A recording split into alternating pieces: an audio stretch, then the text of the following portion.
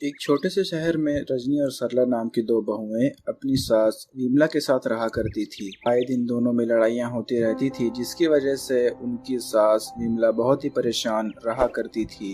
एक दिन की बात है, शाम का समय था। बड़ी बहू रजनी किचन में खाना लेने के लिए जाती है तो जोर से चिल्लाती है, ये क्या, अभी तक खाना भी नहीं बना और उनके आने का टाइम भी हो चुका है। मैं सरला को खाना बनाने के लिए बोल कर गई थी कि आज शाम का खाना उसे ही बनाना है, पर उसने तो खाना बनाया ही नहीं।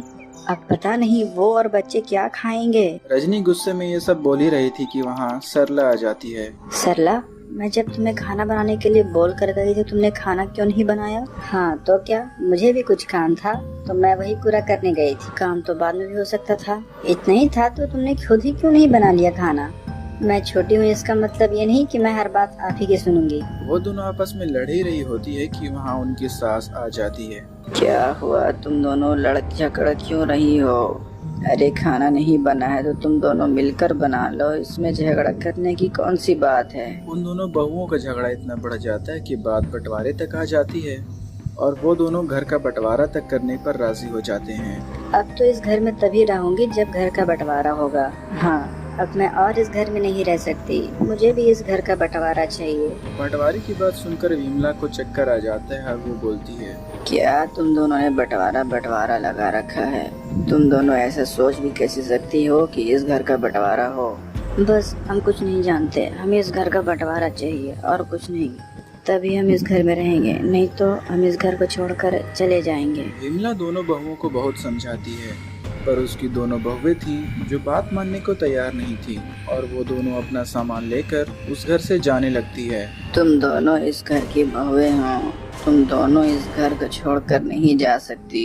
अब हम इस घर में नहीं रहेंगे। हाँ, हमें इस घर का बंटवारा चाहिए, बस। विमला अपनी दोनों बहुओं के सामने रोती गिड़गिड़ाती रह जाती है, पर उसकी दोनों बहुएं उसकी बात बिल्कुल भी नहीं सुनती है और फिर विमला हार कर घर की बंटवारे के लिए राजी हो जाती है। ठीक है, तुम दोनों यही चाहती हो ना कि इस घर का बंटवारा हो, तो कर लो इस घर का बंटवारा। फिर दोनों बहुएं आपस में घर का बंटवारा कर लेती हैं और फिर बात आती है सास को अपने साथ रखने की। दोनों बहुएं आपस में कहने लगती हैं, घर का तो बंटवारा हो गया, पर माँ जी रहेंगी किसके साथ?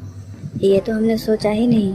एक काम करते हैं, जैसे हमने घर का बंटवारा किया है वैसे ही माँ जी का भी बंटवारा कर देते हैं। हाँ, ये सही रहेगा। ये सुनकर उनके सास के होश उड़ जाते हैं। तुम दोनों को शर्म नहीं आती अपने सास का बंटवारा करते हुए?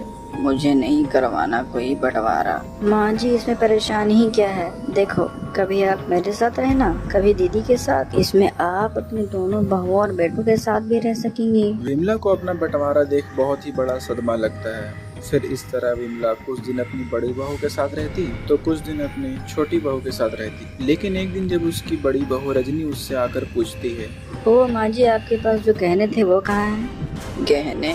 वो तो मुझसे सरला ने ले लिए थे जब मैं उसके साथ रह रही थी। माँ जी, आप मेरे साथ ऐसे कैसे कर सकती हैं? जब आप मेरे साथ रह रही हो तो आप गहने सरला को कैसे दे सकते हैं?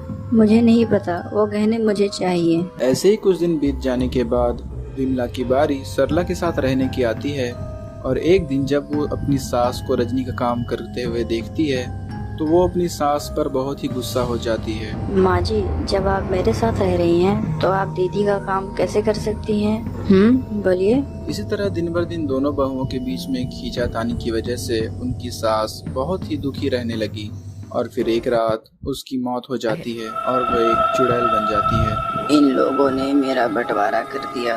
इन दोनों ने मेरे बारे में जरा भी नहीं सोचा कि मुझ पर क्या बीतेगी, वरना कोई अपनी सास का बंटवारा कैसे कर सकता है। मैं इन दोनों को नहीं छोड़ूंगी, जो इन्होंने मेरे साथ किया है मैं इनके साथ करूंगी। और फिर अगली सुबह रजनी और सरला अपनी सास को मरा हुआ देखती है तो झूठ मूठ के आंसू बहाने लगती हैं। माँ जी, ये आपको क्या हो गया? आप हमें छोड़कर क्यों चली गई? अब हम किसके सहारे रहेंगे? ये सब वहाँ खड़ी चुड़ैल देख रही होती है जो किसी को भी दिखाई नहीं दे रही होती। पहले तो मेरा बंटवारा कर दिया, अब देखो तो दोनों कैसे मगरमच्छ के आंसू बहा रहे हैं। और फिर उसी रात जब दोनों बहुएं खाना खाकर अपने अपने कमरे में सो रही होती हैं तभी चुड़ैल सरला के कमरे में जाती है और जाकर उसके पास बैठ जाती है। कुछ देर के बाद जब सरला को कुछ अजीब सा महसूस होता है तो वो अपनी आंखें खोलकर देखती है। आँख खोलते ही उसकी चीख निकल जाती है। चुड़ैल कोई है, बचाओ मुझे। मेरा बंटवारा किया था ना तूने, अब देख मैं तेरे साथ क्या करती हूँ। फिर वो चुड़ैल अपने हाथों से सरला का गला पकड़कर उसे दबाने लगती है।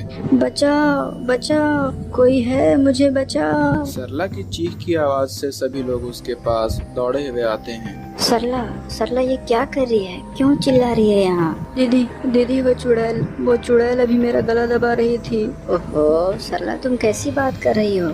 यहाँ कोई नहीं है, लगता है तुम बहुत ही बुरी तरह डर गई हो।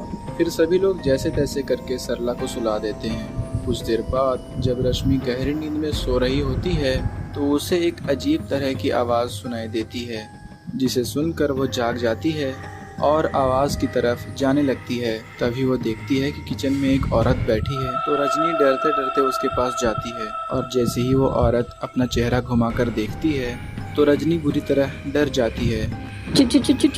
चुड़ैल बचाओ, अरे अरे कोई तो मुझे बचाओ। रजनी की आवाज से सरला और उसका पति वहाँ आ जाते हैं। क्या हुआ, इतना जोर से चिल्ला क्यों रही थी? वो मैंने अभी यहाँ पे एक चुड़ैल को देखा जो बहुत ही डरावनी थी। लगता है तुम दोनों के दोनों को वहम हो गया है। अब सो जाओ और हमें भी सोने दो। और फिर अगली सुबह सरला और रजनी सोकर उठती है तो अपने हाथों को खून से लथपथ देखती है। वो दोनों बुरी तरह से डर जाती है और चिल्लाने लगती है। पक्का ये सब जरूर माँ जी कर रही होंगी, वो हम दोनों से बदला ले रही हैं। हमें अभी के अभी तांत्रिक के पास जाना होगा, नहीं तो ये हमें मार डालेंगी। फिर वो दोनों तांत्रिक के पास जाती हैं और उनके साथ हुई सारी घटनाएं उसे बताती हैं। हमें उस चुड़ैल से बचा लो, नहीं तो वो हमें मार डालेगी। तांत्रिक कुछ देर के लिए अपनी आंखें बंद करता है और उसके बाद वो अपनी आंख खोलकर दोनों बहुओं की तरफ गुस्से से देखता है और बोलता है, ये तुम दोनों ने अच्छा नहीं किया। तुम दोनों ने अपनी ही सास का बंटवारा कर दिया, जिसकी वजह से वो अब चुड़ैल बन गई है और तुम दोनों से बदला ले रही है। हमें उस चुड़ैल से बचा लो, हमें माफ कर दो। उसके बाद तांत्रिक अपने पास उस चुड़ैल को बुलाता है। ए तांत्रिक, तूने मुझे क्यों बुलाया है यहाँ? तूने मुझे यहाँ बुलाकर अपनी मौत को दावत दी है। ए चुड़ैल, छोड़ दे इन दोनों को और चली जा यहाँ से। नहीं, मैं इन्हें नहीं छोड़ूंगी, मार डालूंगी मैं इन्हें। चुड़ैल और भी गुस्से से सरला और रजनी की तरफ देखने लगती है। अब पता चलेगा।